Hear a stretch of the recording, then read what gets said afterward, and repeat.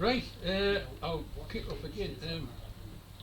This is the signalling. This is my time as a relief signalling up at Consett. So that was it. So by the back end of '75, I'll just finish off the guards briefly.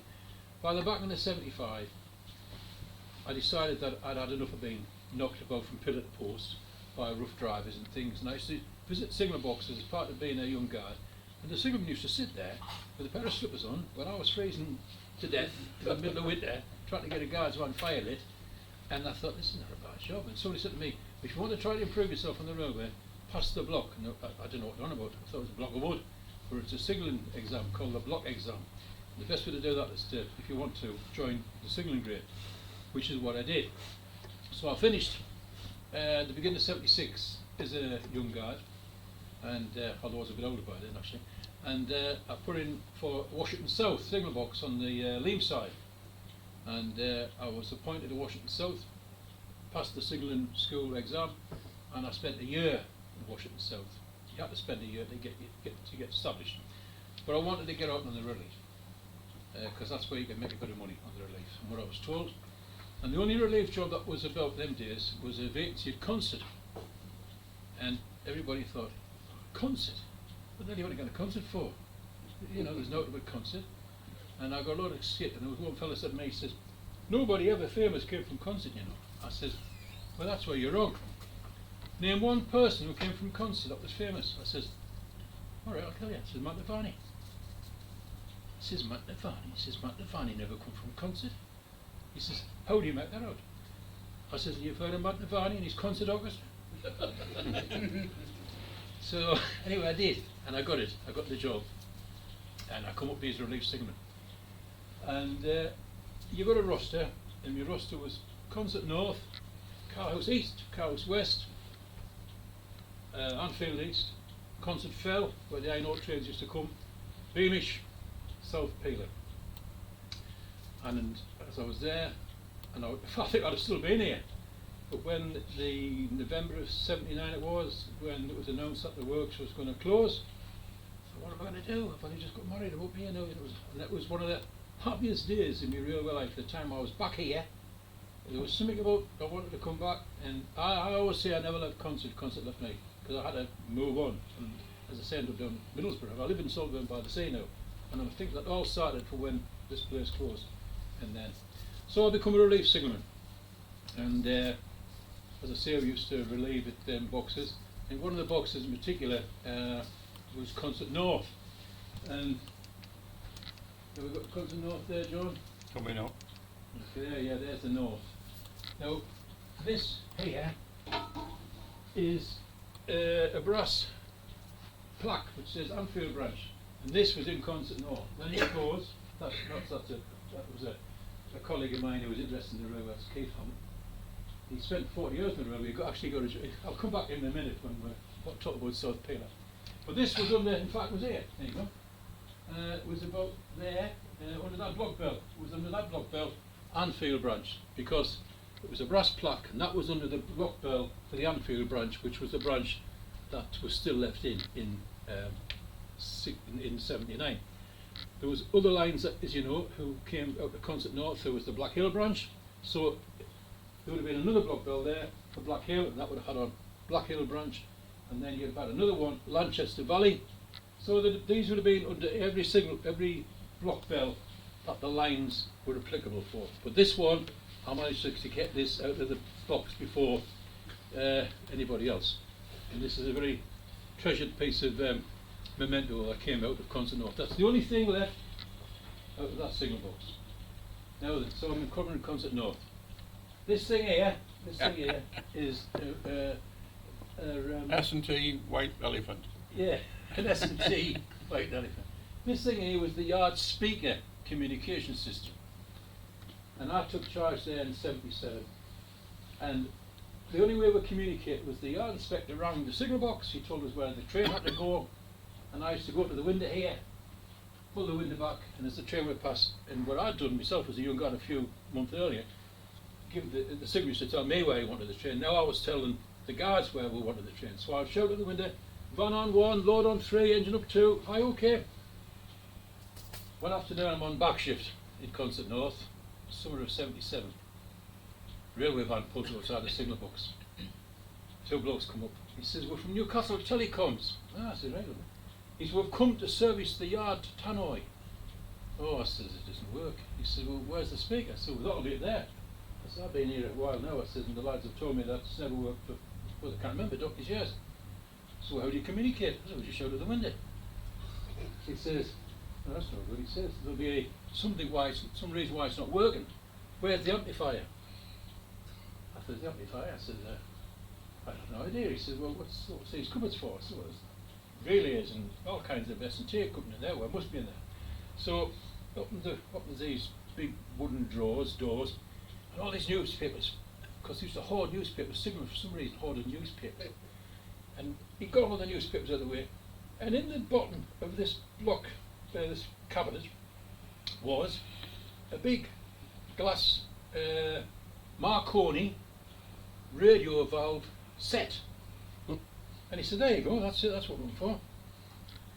And they're getting the rubbish away from it. He said, "Oh, that's the reason why it's not working." I said, "Oh, well, what's wrong with it, like?" Look, and in amongst the valves was a dead mouse, very much decomposed, been there for donkey's years. He said, "That thing there is getting in amongst the valves and it shorted it out. That's why that's not working." I said, "You can't repair that." I said, "What's it say there?" There was a little metal box, a little metal sign on the side. Marconi, I remember this was his last name, Marconi Radio Systems, Southampton, 1941.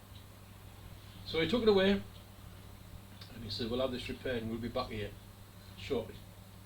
So months passed, and anyway, I was on the same shift again, 2 to 10. Railway van pulled up outside. So these two lads go, "Oh," I says, "You got to fix it, yeah?" "No," he says, "it was past redemption, that." He said, "Look at this, state of the art, solid state." Plugged it in. "Now have a go." Oh, you could hear us at Chelsea Street. And shortly after that, they closed the place. And that was it. So, but that was every time I say that, I smile, because as I say it was never worked, and as I say these fellas came out. But there was the idea that this little mouse had got in there to keep warm, and he'd shorted it out donkey's years before, and nobody was any the wiser what had happened. So they just went back to shouting and bawling, like.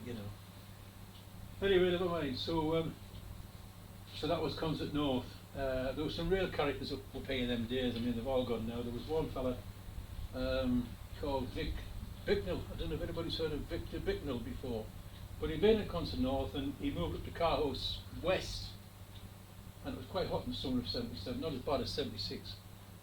And I was 2 to 10, and I pulled up outside the box of Carhouse West. I've got a photo of a Carhouse West, John. Could you flash the Carhouse West? Yeah. I'll come back to this fella in a minute. This is an interesting story with this fella.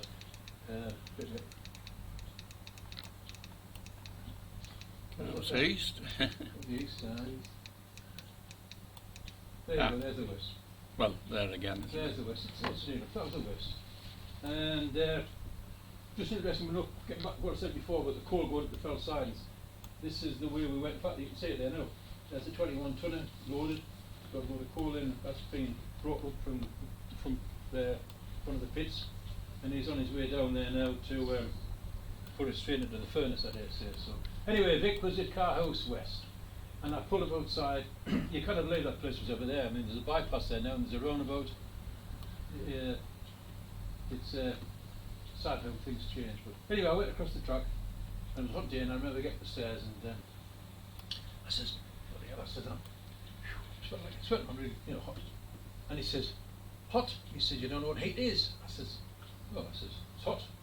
He says, "If you'd been with me in the jungle," he says, "you would know what heat was." And anyway, I says, "Oh, where were you?" And he says, "I was with Old Wingate. Old Wingate. And I'm interested in the Second World War, and I knew a little bit about Wingate. But anyway," he says, "I'll leave you to it. Everything's all right." And he used to have a black Labrador dog to pick. And so I'm going for a walk. And he used to walk this dog to death. You'd think nothing but walk into Tynemouth. I mean, you never thought this rate of time. And you were all day. Maybe to get the bus back. Walk across the wall to Wascally. Real character. So I got for a bit of a bad start with him. So I relayed him again a few weeks later. A bit more friendly this time. And I said to him, "You mentioned Old Wingate." He says, "Yeah." I says, "What were you like?" He says, "I was with the Shindits. I was in Burma with the 14th Army." And he says, he used to have a mule train and used to go behind enemy lines. And it was a real hard little case, this fella. And he said, we made a fortune with the Job's teeth. I says, Job's teeth? He says, yes, each job that we finished up, he says, the Jobs had gold fillings in their mouths. He says, and we used to take the fillings out. I couldn't believe it. I thought, I'd play this, But he was genuine. And he used to have a little bag. Didn't have it there that day, but he had a little bag, he was telling me. When he used to be on R&R in Rangoon or wherever they used to go to when they used to get some relief, he used to wait in. And I thought, my God, And I think he lived until he was about 93, 95 in one of these care homes around here. I don't know where he ended up, but real proper character, real characters, because that's what they were like. Now, this gentleman across here mentions another lad called Dougie Kay.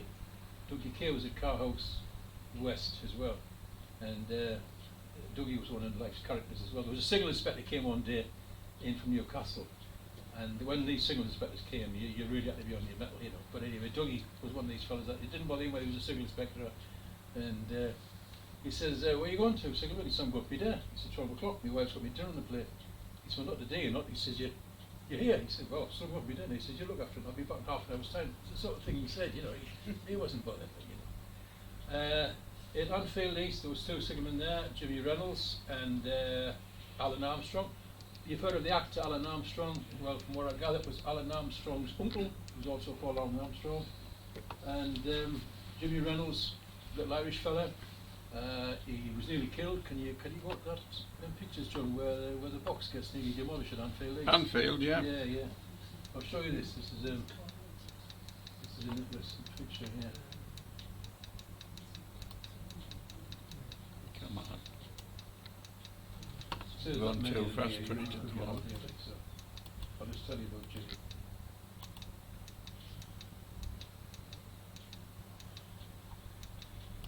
So Jimmy's on duty in Anfield East, and in the distance, coming around the corner at Anfield Plain, here we are. The train is derailing, and he's derailing pretty badly. And Anfield East single box was a death trap because there's only one way in. Believe it or not, it was there. It was there. It was there. And that was the only way in and the only way out. If there'd been a fire, you would never get out alive. They wouldn't let that happen these days. Train came around the corner from Consett. It was derailing, and Jimmy can see he's derailing, and he does the best thing. He actually stands on the frame, and he wraps his hands around the levers to hang on. Here's the box got took out of this corner. Look, you're smiling alive. Look, you're smiling alive. And that wasn't because of a runaway train. That was because of a train that had derailed. I think one of the worst derailments, one of the worst accidents, was in 1964. Was a load of coal out of Morrison Busty come out of Morrison Busty Colliery.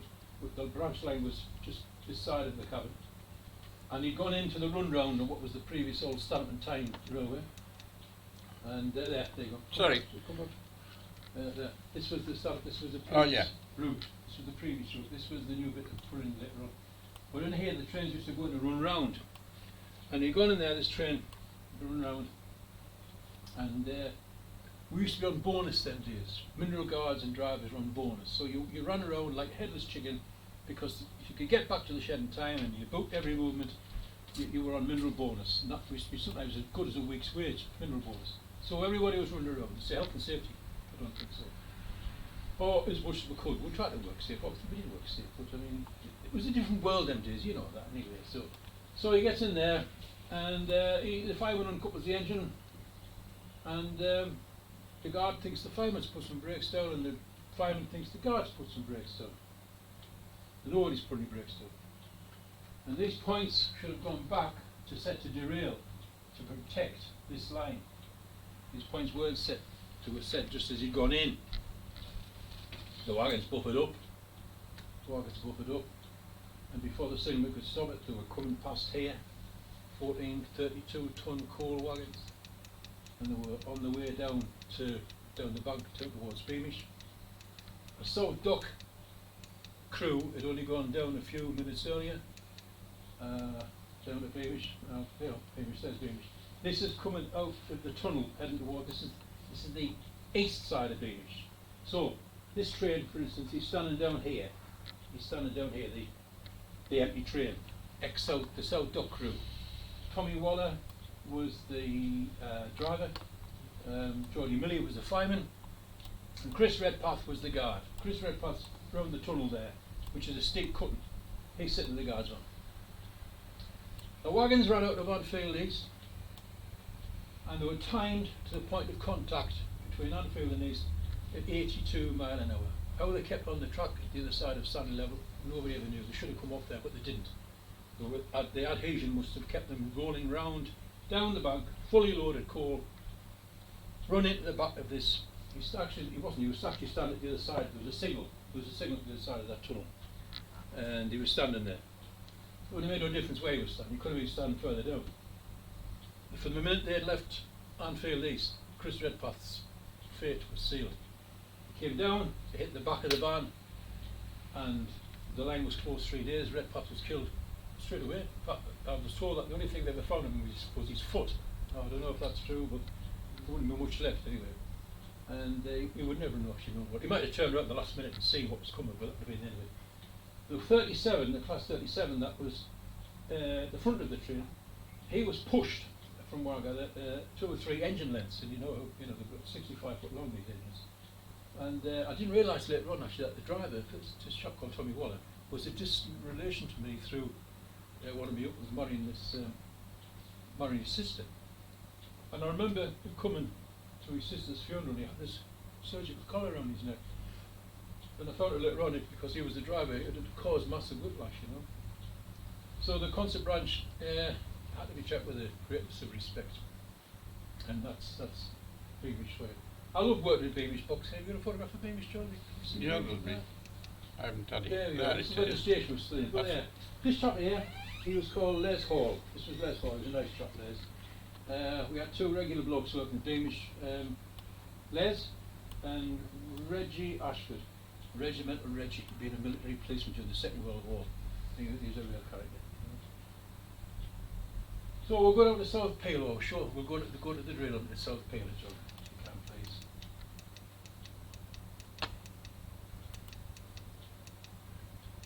No, I'll go to the front of it and then I can get the front of it. No, think that's it. This is it. A classic tale of a railway. That kid that you saw in the signal box earlier on, he's now got a job in the railway. I actually told him to tell them that he wanted to work in the railway, and I said, tell them that I'm your my nephew. Anyway, he did. He got on the railway. He was 18 when he started. That was the minimum age you could start as a signaller.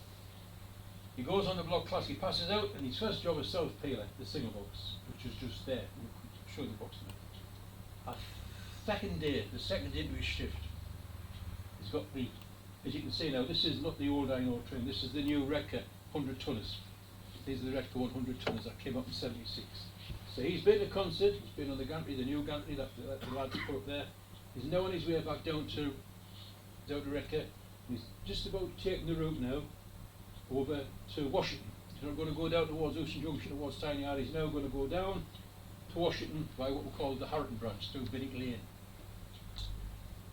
Anyway, he's coming down the back. And he's empty. And they fully air brake these wagons, they're not vacuum brake, so they can stop on a 6 foot. So he's coming down, he's running down the bank, down through Beamish, he's on green lights, and everything's fine. So he starts to come through the crossover in South Peeler, and all hell breaks loose. As you can see what happened, there's 2 37s there, they'll fight each other to see who's going to come apart first. One's gone this way, the other one's in the process of going to the left. And the iron ore, which are empty wagons, 100 tonners, they're now empty. They're off the road. Do you want to quickly show the rest of the photographs, Sean? There one. So this is took from the road bridge. Anyway, at the time we were getting our little house ready at Pelton, my wife. And my mother was in the car because she was helpless. And she said, I wonder how Keith's getting on this morning in the signal box in South Peeler. Yes, I wonder. I said, he's on early turn. I said, just slow down and have a quick look over the bridge. And as I went over the bridge, I looked and I see this. I thought, oh my God, what's he doing? So I stopped and I shut down the side of the track here with my car. Well, not a car, it's a cart road, a bit of a road there. And I pulled up the box and I went in, and he was standing there, chain smoking, I remember. I says, what have you done? What have you touched? He said, nothing, nothing. I said, you must have done something. He said, I haven't, everything. So I checked the points, this singer was right, this singer was right, the points were right. Turned out that Thornaby men, because by this time we come under Thornaby, these police crews, are having to come down the bank from Consett, not using the train brake. We used to just use the two brakes on the engine, the straight air brake. Because even with two engines that was enough. But by rights they should have used the train brake. But they didn't.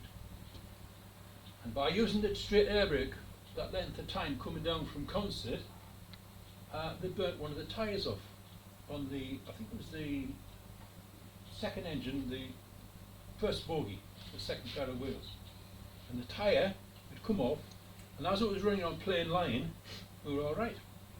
But once the route had been set to go through the crossover at South Peter, Washington, so that's where he was heading for, that took you down to 10 yards, this video. They decided that they wanted to go their way, and not straight on, they wanted to come off, because the tyre had gone, and the tyre was what keeps the vehicle to the rail.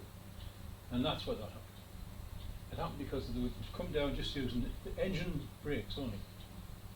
They just heated, and the tyre had come off, and subsequently that's what you saw there, And that was the, but it was his second day, He got through a good start.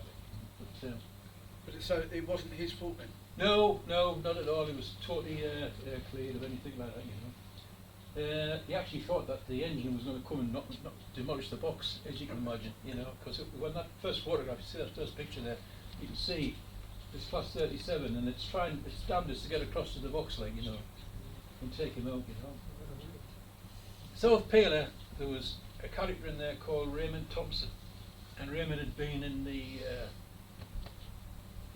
Black Watch during the Second World War, and he'd been in North Africa with Montgomery, and he wore an Africa Corps hat. He was one of these was a brilliant signalman, the nearest thing to being lighthouse keepers, because you never see a living soul if you're on different shifts, especially if you're on night shift, and I can relate to that because I did 10 years in the boxes before I went into the signalling inspector's job. And Raymond was a real character, and I remember coming in one morning at 6 o'clock to relieve him of night shift, and over there was an allotment, there were some horses there. I came in the box one morning at 6 o'clock, and I noticed there was these big newspapers all the way around the box, not the tabloids, I'm talking about the big newspapers before the tabloid things came. I said, what you got all these newspapers around the windows for? Come here, I'll show you, he says. So he took me across, he says, look over there, what can you see? I saw a horse. He said, that horse has been looking at me since 10 to 12 last night. So I thought, I'm not having that. Right, I says, it's away. And that was it. So, that was it. Still crazy, mate. Yeah, I know. So, but as I say, shortly after that, the works closed, and I was now heading south towards Ferry Hill, and things seemed to take that turn as life went on after that. As I say, it was only a small part of my railway career, the 6 years as a guard and 3 years as a relief signalman, but it set the scene for what happened afterwards after that, and I'm just pleased to come back and try to share some memories with you, and I think that's about, there was one other train I haven't mentioned, the hot metal train, before I finished. The hot metal train was when, hot metal train jump down the cargo fleet. Got a way to go. Yeah, it's all right. Might as well finish this up.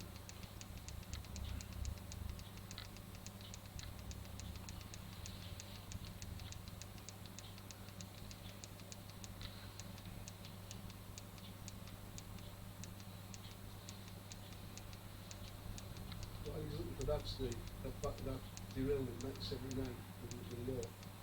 I've just started the control then, the system fare control, and we had that was how we leave it. But aside, apart from all this freeway stuff and all that, we had the merry-go-rounds from Redgate to Consett, and I was in my third day, I think, there when that happened.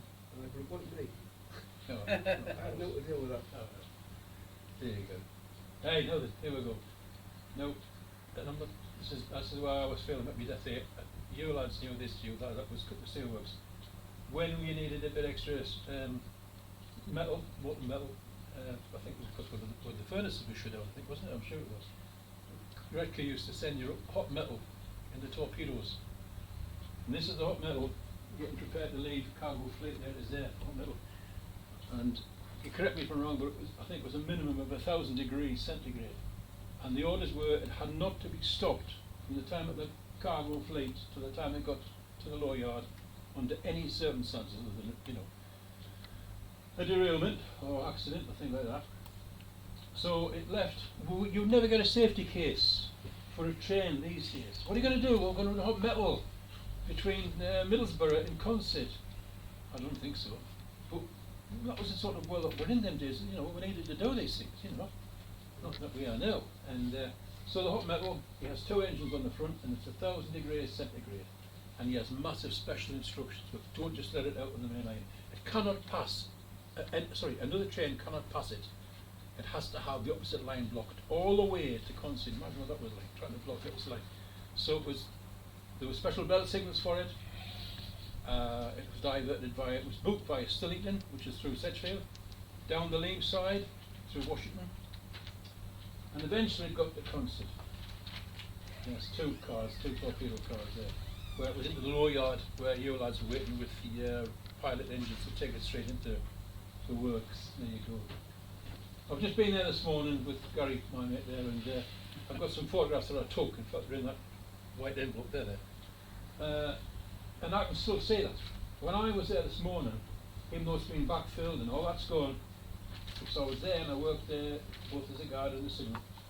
I can still feel a silence there. That it tells you there's something been there. There's something been there, and it's not natural when you look when you stand there now, because I knew what was there, and of course that was there. So anyway, 1,000 degrees centigrade has not to be stopped under any circumstances. I'm at Washington South on night shift box, and there's a new starter at Pension North. Pension North was the next box going down towards Middlesbrough. Just to put it in perspective. The train passes Pension North and it's a gantry box, so the signalman's looking out onto the top of the train. He's just a young kid, and he sends me the belt signal, stop and examine. And it's only around 15 miles an hour. I think it was 15 miles an hour at the most, 20 miles an hour, 15 miles an hour. It wasn't travelling very fast. It couldn't travel very fast. I thought, what on earth he sent me to stop and examine for? Because I knew what it was. So I acknowledged it. I got him on the phone. I says, what's wrong with the train? He says, it's on fire. I says, what do you mean it's on fire? He says, there's flames coming out of the wagons. He says, get him a stop. I says, Paul, it's the hot metal train. Well, what difference does that make? I said, it's molten metal. I said, there's got to be like that. Because you can see, the flames, very small flames, were venting. I had a vent. I said, but nevertheless, I'll carry out the rule and I shall bring it to a stand. So I brought it to a stand and I said, pull the signal off. And I said to the driver, I said, there's flames coming out the top wagon. I know. He says, I know you are, so I'm just carrying out the regulation. I told the guard, I says, Pension North stopped you. He said he saw flames. He says, you what? I said, just continue. And he got the Consett there. And then I explained to the signalman at Pension North, this train here, I said, well, he just passed out. I said, don't stop him again, Paul. I said, it's 1,000. Where do they go with that? What do they do with it? And I told him, I just actually say, why did that have a dynamo car with it? That was the first one. That was one of the first ones. That was Oh, a right. test train. Right. That was a test train. Normally didn't. It just had the 2. Right. Well, these things here. It derailed once in the law yard. I remember when it derailed once, they were propelling it back into the law yard, and it derailed. And I'm not so sure, but I think it had a hell of a job getting the stuff out. I think it solidified, and you were in there with drills trying to break the bloody thing up. But it had a lot of restrictions on it. As I say, you just couldn't let it out the yard. But these days, you'll never get a safety case for it. There'd be no way in a million years to say that we're going to run hot metal. Just wouldn't happen. Well, I think that about concludes what I've got to say, actually. Is there any questions you'd like me to try to answer? I will. Other than that, I've enjoyed coming, and thanks very much for Richard to invite me there.